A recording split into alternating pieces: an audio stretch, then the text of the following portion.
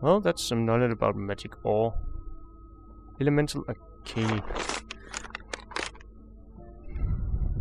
The place of magic in the order of the world. The much research at second place on magic, and its reflect to the elements. It is just to claim that magic represents the perfect element. It has the power to transform all the elements and to shape them, which means it is superior to them.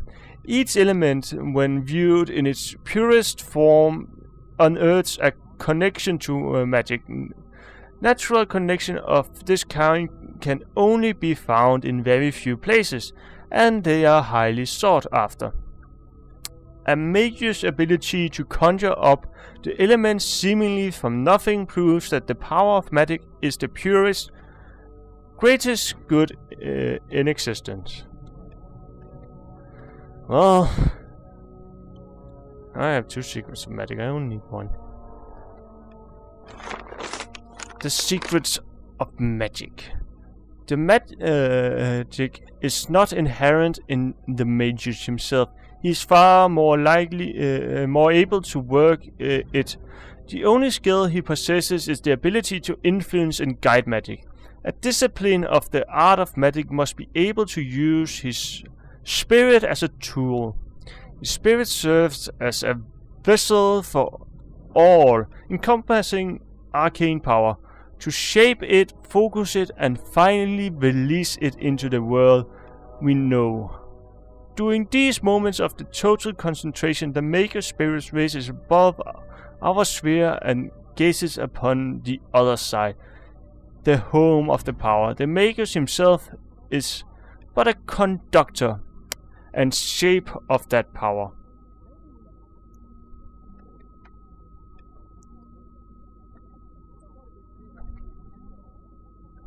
Let's read about the Battle of Varant.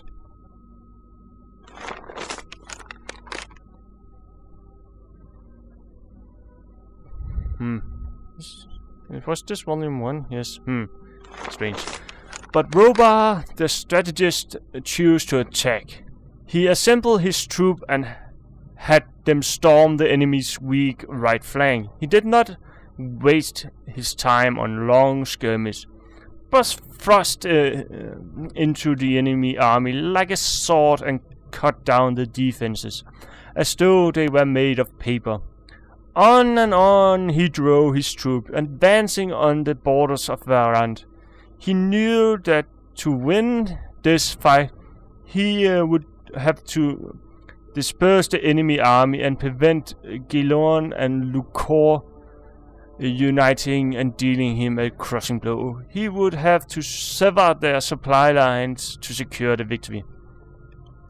Gilorn was dead, his army beaten, his leaderless troops on the run, but Robar was not willing to give the enemy a chance to regroup, and commanded his army to destroy the remainder of the enemy forces.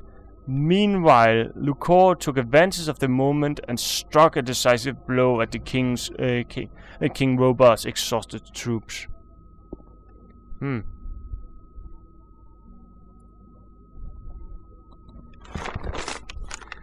The war had been decided. Varant had lost its seaport vital to army supplies. King Robar had not lingered on the battlefields for a long time, but he left his generals to deal with the few remaining enemy troops. Varant had only one large force left, commanded by Lucor, the most capable warlord of the Varant army, who had more than once turned defeat into victory.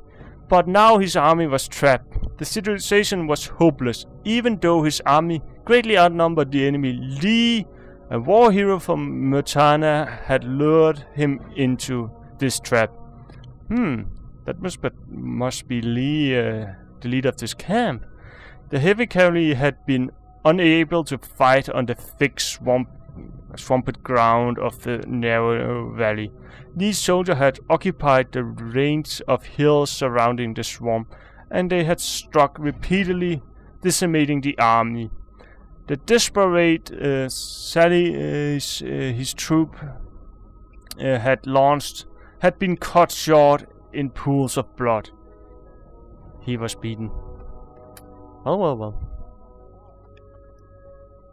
True power. The sacred only of the skillful. It is power that distinguishes a magus from his fellow men. Equipped with the ability to influence the divine power, he's been independent of the laws of nature which applies to mortal men. Once a magus has reached a stage which enables him to rise above his limits of his existence, he can place himself on a higher plane than that in which mortal men live. He can break through the boundaries of time and space, and not even death, the eve of existing, can stop him.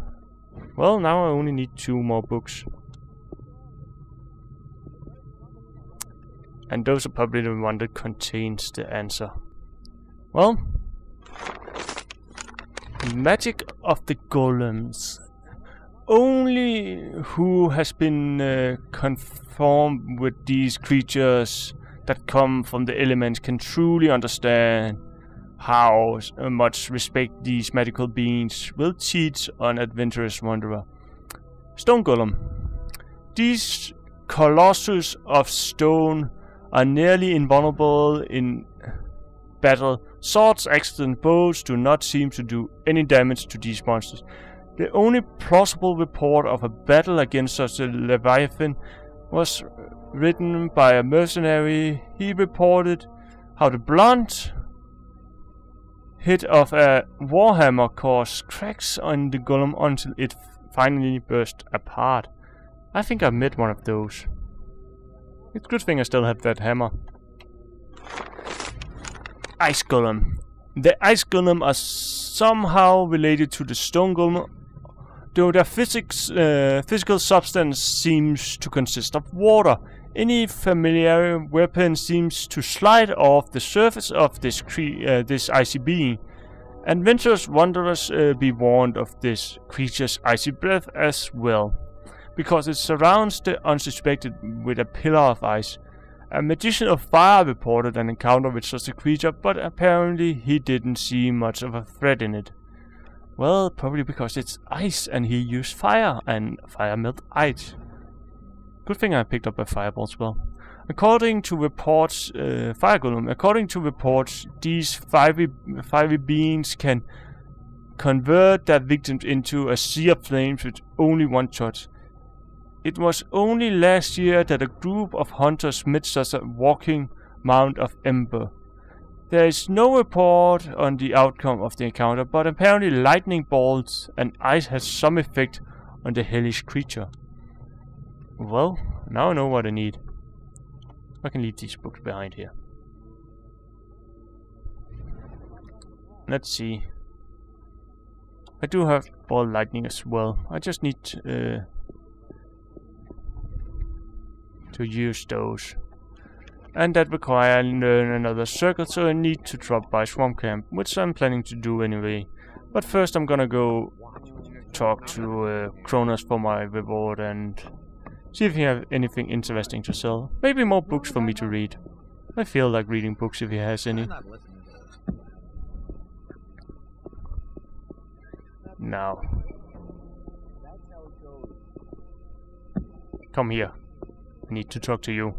Hello. Satyrus said you had a reward for me.